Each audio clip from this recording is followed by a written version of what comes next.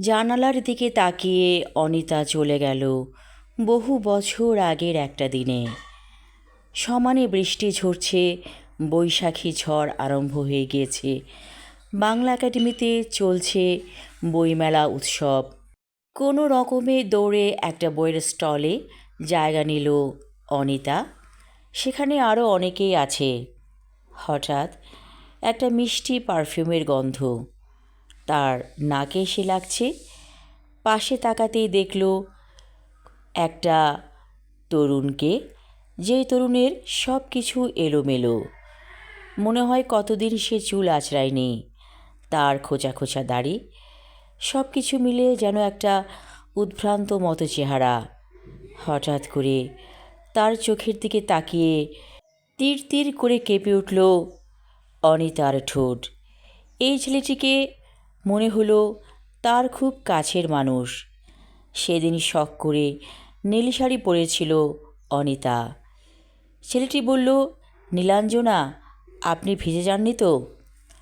অবাক হয়ে গেল অনিতা। ওর নাম তো নীলাঞ্জনা নয়, তাহলে ছেলেটি ওকে কেন এই নামে ডাকছে? তারপর কিছু বলল না অনিতা। বৃষ্টি থেমে গেল।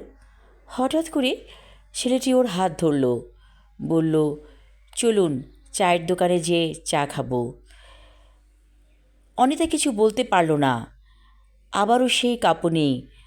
বুকের ভেতরে এক ধরনের নিঃশব্দ ভালোবাসা। অনিতা বলল, ঠিক আছে, চলুন। ছেলেটি কেন ওর হাত ধরেছে, কেন ওকে নীলাঞ্জনা বলে ডেকেছে, কোনো অভিযোগ করল না অনিতা।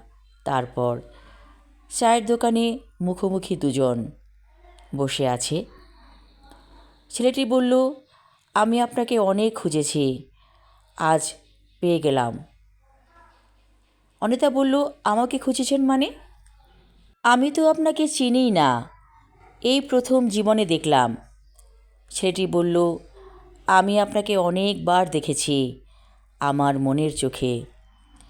এবার আর কথা বলতে পারল না অনিতা। বলল, শুধুই এক কাপ চা, আর কিছু খাবো না? ছেলেটি বলল, আমার নাম সোহান, আমার সাথে মিশতে থাকুন, আরও অনেক কিছু খাবার বাকি আছে আপনার। তারপর চলে গিয়েছিল সোহান। আর দেখা করেনি। কতদিন কেঁদেছে অনিতা সোহানের জন্য। এই সোহানটা কে, কোথা থেকে এসেছিল, আর কেনই বা সে লুকিয়ে গেল? কোনো ঠিকানাই তো দিয়ে গেল না। আবার হঠাৎ করে একদিন নিউ মার্কেটে দেখা হয়ে গিয়েছিল সোহানের সাথে। নীলাঞ্জনা কাছে যেয়ে বলল, আপনি এমন কেন বলুন তো? চলে গেলেন, আর কোনো খোঁজ করলেন না? সোহান বলল, আমি তো খোঁজ করব না, আমাদের দেখা এভাবেই হবে হঠাৎ করে একদিন। আসুন, আজকে আপনাকে মজার খাবার খাওয়াবো। তারপর নিউ মার্কেটের মধ্যে একটা রেস্টুরেন্টে চলে এলো ওরা দুজনই। তারপর খাবারের অর্ডার দিয়ে বসে থাকলো। নীলাঞ্জনা বলল, আপনি কোথায় লেখাপড়া করছেন? সোহান বলল, ঢাকা ভার্সিটিতে। নীলাঞ্জনা বলল, আমি পড়ছি ইডেনে। তারপর অনেকক্ষণ আলাপচারিতা। নীলাঞ্জনা বলল, আপনি কোথায় থাকেন? ছেলেটি বলল, আমি হলে থাকি। আমাদের আবার দেখা হবে কবে? সোহান বলল, এভাবেই দেখা হবে হঠাৎ করে একদিন। তারপর আর কোনো দিন দেখা হয়নি সোহানের সাথে। সে কি বেঁচে আছে না মারা গেছে তাও জানে না। অনিতা অনেক খোঁজ করেছিল, ছেলেদের হলে হলে জিজ্ঞেস করেছিল সোহান নামের কাউকে চেনে কি না। কিন্তু সোহান কোন সাবজেক্টে পড়ে এটা তো অনিতা জানতো না, যার কারণে কেউ সোহানের খোঁজ দিতে পারেনি। হঠাৎ করে কে যেন কড়া নাড়ছে দরজায়। সাধারণত মানুষ কলিং বেল টিপে, কিন্তু এত জোরে কড়া নাড়ছে কে? দরজা খুলে দিল অনিতার স্বামী অনিক। দেখল অপরিচিত একজন লোক, বেশ বয়স্ক, তার চুলে পাক ধরেছে। সে সরাসরি বলল, নীলাঞ্জনা বাসায় আছে? অনেক বলল, নীলাঞ্জনাকে? হঠাৎ করে বেডরুম থেকে এই শব্দটা শুনল নীলাঞ্জনা। হুইল চেয়ারে করে এসে পড়ল সে দরজার কাছে। বলল, সোহান, আপনি এত বছর পরে এখানে? সোহান বলল, ভালো আছো নীলাঞ্জনা? নীলাঞ্জনা হুইল চেয়ার থেকে দাঁড়িয়ে পড়ল, যেটা কোনোদিন সম্ভব ছিল না। আজ কেমন করে ও দাঁড়িয়ে পড়ল হুইল চেয়ার থেকে? তাকিয়ে আছে তার মেয়ে ফ্লোরা, তার স্বামী অনিক।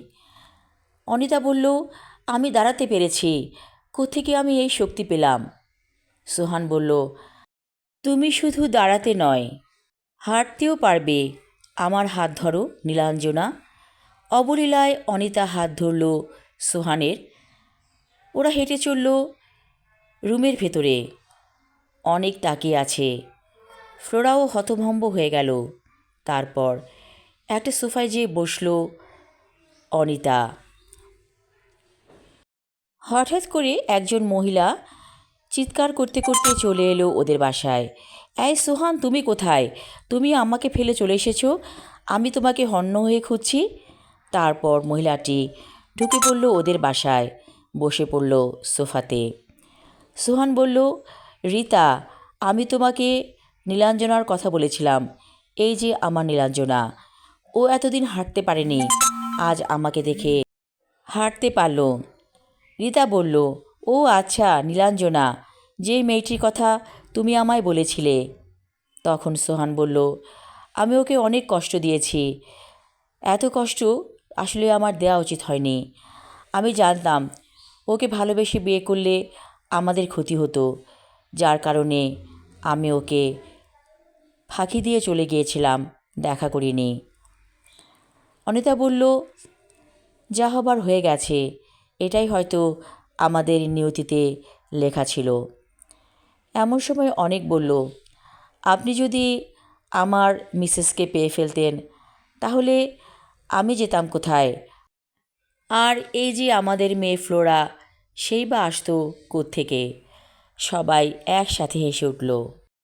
অনেক বলল, সোহান সাহেব, আমার মিসেস কিন্তু আপনার কথা আমাকে বলেছিল, যার কারণে আমি মাইন্ড করিনি। আসলে জীবন অনেকটা গল্পের মতো সুন্দর, এই কারণেই জীবনের এত মোহ আমাদের। অথচ এই ছোট্ট জীবনটা একদিন ছেড়ে দিতে হবে। কি দুঃখ, তাই না? সোহান বলল, জীবনটা এত ছোট বলেই এত সুন্দর। কখন যে তাদের মেয়ে ফ্লোরা খাবার নিয়ে এসেছে কেউ খেয়াল করেনি। ফ্লোরা বলল, আঙ্কেল আসুন, কফি খাবেন। সোহান বলল, আমার অনেক বড় রকমের একটা রোগ আছে, যে রোগ থেকে মুক্তি পাবার আর কোনো পথ নেই। ডাক্তার সময় নির্ধারণ করে দিয়েছে, আর মাত্র 10 দিন, যার কারণে আমি আমার নীলাঞ্জনার কাছে ক্ষমা চাইতে এসেছি। সোহান বলল, নীলাঞ্জনা, আমাকে ক্ষমা করে দিও। পৃথিবীতে সব প্রেম পূর্ণতা পায় না। এই যে তোমার আমার মিলন হয়নি, এটাও কিন্তু এক ধরনের তীব্র ভালোবাসার পরিণতি। অনিতা বলল, তুমি বাঁচবে, অবশ্যই তুমি বাঁচবে।